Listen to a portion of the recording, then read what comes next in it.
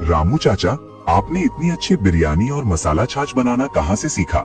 आपकी बिरयानी से ज्यादा तो यहाँ की छाछ मशहूर है। ये तो बेटा मेरे खानदानी मसालों का कमाल है। कई सालों से ये मसाला हमारे खानदान में इस्तेमाल हो रहा है। इसे बनाना इतना आसान नहीं है। क्यों काका? मसाला तो मसाला होता है, इसे तो कोई भी बना सकता है। इसमें कौन सी बड़ी बात है?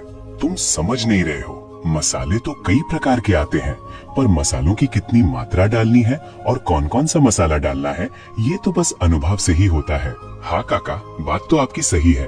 एक काम करो काका, मुझे भी एक प्लेट बिरयानी और एक गिलास छाछ दे दो। आज तो ठंडी छाछ पीकर पूरी थकान ही दूर कर दूंगा।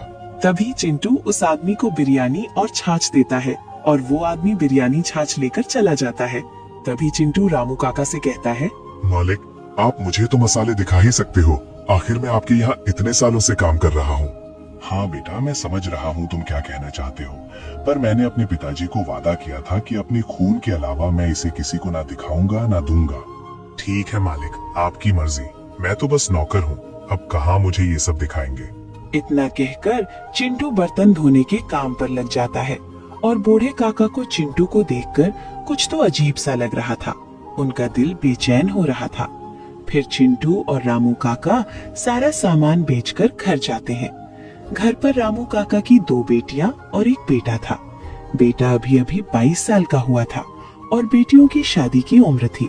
गुड्डू बेटा, सुनो जरा, तुम मेरे साथ चलो, मुझे तुमसे कुछ बात करनी है। रामू काका गुड्डू के साथ दूसरे कमरे में जाने लगते हैं और ये चिंटू देखता है। वो थोड़ा संकोच करता है कि आखिर ऐसा क्या होगा। क्या हुआ पिताजी? आपने मुझे यहाँ अकेले कमरे में क्यों बुलाया? ऐसी क्या बात हो गई? बेटा, मैं अब तुझे एक चीज बताऊंगा। अब तेरी उम्र हो गई है, तो अब ये काम तुझे ही करना होगा।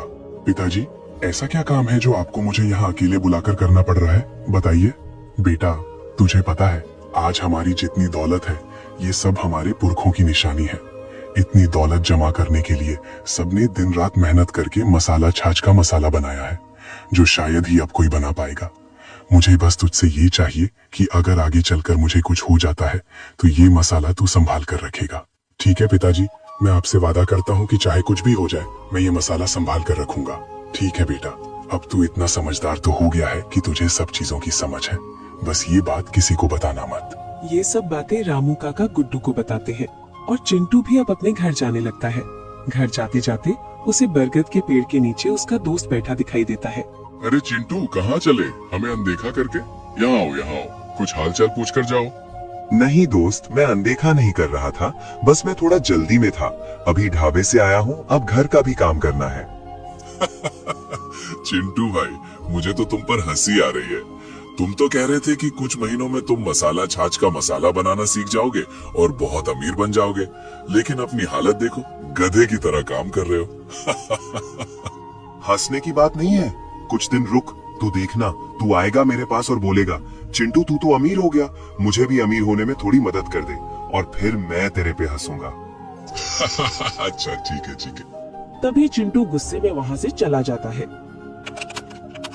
1 महीने बाद रामू काका एक बीमारी की वजह से चल बसते हैं और घर में शांति सी छा जाती है। घर के सारे लोग वहाँ होते हैं। भैया, अब हम क्या करेंगे? पिताजी तो अब रहे नहीं, अब हम कहाँ जाएंगे? तुम ऐसा क्यों कह रही हो कि कहाँ जाएंगे? हमारा घर तो यही है ना, और पिताजी का ढाबा भी यही है। तो चिंता की बात क्यों कर रही हो तुम? तुम्हारा भाई अभी जिंदा है, मैं सब संभाल लूंगा। भैया, फिर आपने वकील को क्यों बुलाया? क्या आप पिताजी की जायदाद बांटने वाले हो? नहीं दीदी, ऐसा नहीं है। वकील साहब को मैंने बुलाया है ताकि ढाबा अपने नाम पर करवा सकूं, वरना ढाबा मैं चला नहीं पाऊंगा। तभी वहाँ वकील साहब भी आ जाते हैं। वकील साहब, आप सारे कागजात पढ़ लीजिए और जो ढाबा है वो मेरे नाम कर दीजिए। तभी वकील साहब दस्तावेज पढ़ते हैं और पढ़ने के बाद गुड्डू से कहते हैं, ये ढाबा तो चिंटू के नाम पर है, और बस ढाबा ही नहीं, घर की सारी संपत्ति भी चिंटू के नाम पर है। गुड्डू, तुम्हारे नाम पर तो कुछ भी नहीं है। ये कैसे हो सकता है? चिंटू तो हमारे घर का नौकर है, भला पिताजी ये सब उसके नाम पर क्यों करेंगे?